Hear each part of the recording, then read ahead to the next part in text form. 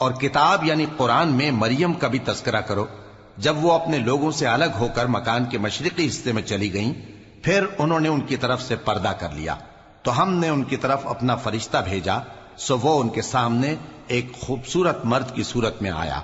مریم بولی کہ اگر تم پرہیزگار ہو تو میں تم سے بچنے کے لیے رحمان کی پناہ لیتی ہوں۔ فرشتے نے کہا کہ میں تو تمہارے پروردگار کا بھیجا ہوا یعنی فرشتہ ہوں، اور اس لیے آیا ہوں کہ تمہیں پاکیزہ لڑکا بخشوں۔ مریم نے کہا کہ میرے ہاں لڑکا کیوں کر ہوگا، جبکہ مجھے کسی مرد نے بطور شوہر چھوا تک نہیں، اور میں بدکار بھی نہیں ہوں۔ فرشتے نے کہا کہ یوں ہی ہوگا، تمہارے پروردگار نے فرمایا کہ یہ مجھے آسان ہے، اور میں اسے اسی طریق پر پیدا کروں گا تاکہ اس کو ہم لوگوں کے لیے اپنی طرف سے نشانی اور ذریعہ رحمت بنائیں، اور یہ کام مقرر ہو چکا ہے۔